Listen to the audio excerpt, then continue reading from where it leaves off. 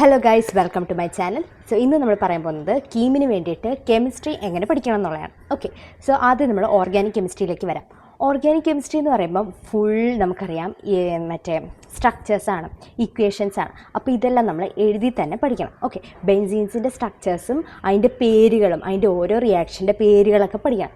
Aldehydes ketones എന്ന ചാപ്റ്ററിൽ തന്നെ ഫുൾ അതിൽ ഇക്വേഷൻസ് മാത്രമേ ഉള്ളൂ. ഓക്കെ, സോ അതെല്ലാം നമ്മൾ പഠിച്ചു വെച്ചിരിക്കണം. ഇതെല്ലാം എഴുതി പഠിക്കണം. ഒരു ചാർട്ട് പേപ്പറിലോ ഒരു പേപ്പറിലൊക്കെ വരച്ചിട്ട് നിങ്ങൾ സ്റ്റഡി ടേബിളിൻ്റെ ഫ്രണ്ട് ഇങ്ങനെ ഒട്ടിച്ച് വെച്ചോ. നമ്മൾ ജസ്റ്റ് അങ്ങോട്ടും ഇങ്ങോട്ട് പോകുമ്പോഴൊക്കെ നമ്മൾ അതിലേക്കൊന്ന് നോക്കുമല്ലോ. നോക്കുമ്പോൾ ആ പേരുകളൊക്കെ നമ്മുടെ മനസ്സിലങ്ങനെ ഇരിക്കുമല്ലോ. അപ്പോൾ അങ്ങനെ വെച്ചെങ്കിലും നമുക്ക് എക്സാമിന് ക്വസ്റ്റ്യൻ വരുമ്പം അങ്ങനെ ഒരു മെമ്മറിയിൽ നമുക്ക് എഴുതാൻ സാധിക്കും. ഓക്കെ, സോ ഓർഗാനിക് കെമിസ്ട്രി ഇങ്ങനെ എഴുതി പഠിക്കണം. Next inorganic chemistry. Inorganic chemistry വായിച്ച് പഠിക്കേണ്ട സാധനമാണ്. ഓർഗാനിക് നിങ്ങൾ വായിക്കേണ്ട ആവശ്യമില്ല, കൺസെപ്റ്റ് മനസ്സിലാക്കുക. പിന്നെ വായിക്കേണ്ട ആവശ്യമില്ലെന്നല്ല, വായിക്കണം, പക്ഷേ അത്രയും വായിക്കേണ്ട. കൺസെപ്റ്റ് മനസ്സിലാക്കുക, ആ ഇക്വേഷൻസ് എല്ലാം പഠിച്ചേക്കുക. ഓരോ ഇക്വേഷനും ഇമ്പോർട്ടൻ്റ് ആണ്, എക്സാമ്പിൾസും എല്ലാം ഇമ്പോർട്ടൻ്റ് ആണ്. ഓക്കെ, ദെൻ ഇനോർഗാനിക് കെമിസ്ട്രി വായിച്ച് തന്നെ പഠിക്കണം. ഓക്കെ, ആൻഡ് ഇനോർഗാനിക് കെമിസ്ട്രിയിൽ വേറൊരു പാർട്ടായിട്ട് വരുന്നതാണ് ഫിസിക്കൽ കെമിസ്ട്രി. അതെന്ന് പറയുന്നത് ഇക്വേഷൻസ് ഒക്കെ ഇൻവോൾവ് ചെയ്യുന്ന ചാപ്റ്റർ. തെർമോഡൈനാമിക്സ്, ഇക്വിലിബ്രിയം ഒക്കെ ഇച്ചിരി ഡിഫിക്കൽട്ടാണ്. എനിക്ക് തന്നെ ഓർമ്മയില്ല ഞാൻ എങ്ങനെ ചാപ്റ്ററൊക്കെ പഠിച്ചത്. Okay, so thermodynamics very important ആണ്. അത് സിമ്പിളാണ്. അതിൽ ഈ സൈനൊക്കെ നമ്മൾ മറ്റേ മൈനസ് പ്ലസ് ഇടത്തില്ലേ, അതൊക്കെ മാറിപ്പോകാൻ സാധ്യതയുണ്ട്. സോ നമ്മൾ എന്ത് ചെയ്യണം, അതൊക്കെ ക്വസ്റ്റ്യൻസ് ചെയ്ത് പഠിക്കണം. ഓക്കെ, തെർമോഡൈനാമിക്സ്, പിന്നെ നമ്മുടെ കെമിക്കൽ കൈനറ്റിക്സ്, അതിൽ കുറേ ഡ്രൈവ് ചെയ്ത് കിട്ടുന്ന കുറേ ഇക്വേഷൻസില്ല, ഇക്വേഷൻസൊക്കെ പഠിച്ചു വെക്കണം. ഇക്വേഷൻസ് പിന്നെ യൂണിറ്റ്സ് ഒക്കെ വെരി ഇമ്പോർട്ടൻ്റ് ആണ്. അവസാന നിമിഷം യൂണിറ്റ്സ് ഒക്കെ കളഞ്ഞു പോയാൽ തീർന്നു. ഓക്കെ, സോ പിന്നെ എന്താണ് പറയുന്നത്, കെമിക്കൽ കൈനറ്റിക്സ്, ഇലക്ട്രോ കെമിസ്ട്രിയിൽ നമ്മൾ ആനോഡ് കാഥോഡ് കൃത്യമായിട്ട് പഠിച്ച് വെച്ചേക്കണം.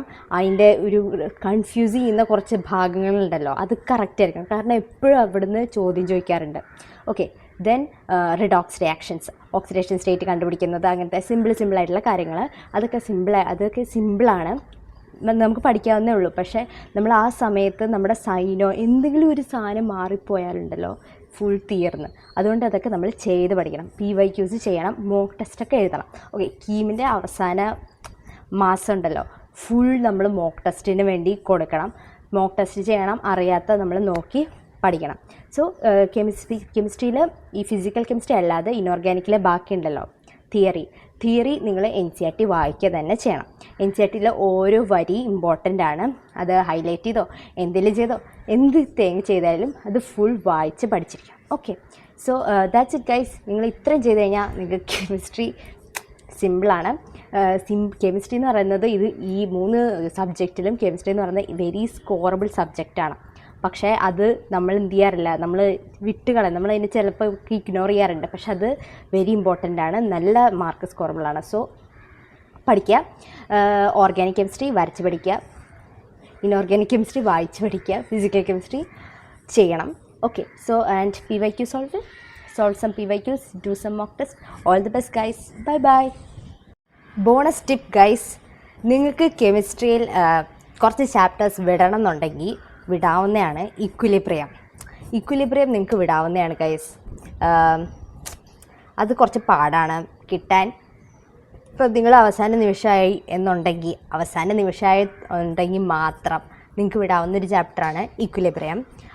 ഓർഗാനിക് കെമിസ്ട്രി വിടരുതെന്നാണ് ഞാൻ പറയുന്നത്. They are very important chapters, organic chemistry എന്ന് പറയുന്നത്. പിന്നെ ഇനോർഗാനിക്കിലും എനിക്ക് തോന്നുന്നു അവസാനം നമുക്കൊരു മാസം ഉണ്ടെങ്കിൽ തന്നെ നമുക്ക് വായിക്കാൻ പറ്റും, നമ്മളത് വായിച്ചിരിക്കണം ഇനോർഗാനിക്. പിന്നെ അതായത് ഞാൻ പറയുന്ന ഫിസിക്കൽ കെമിസ്ട്രി എന്ന് പറഞ്ഞാൽ നമുക്ക് മനസ്സിലാവാൻ പാടുള്ള സാധനമാണല്ലോ. സോ നമുക്ക് മനസ്സിലാവുന്നില്ലെങ്കിൽ അത് വിട്ടേക്കണം guys. Okay, so we have to try.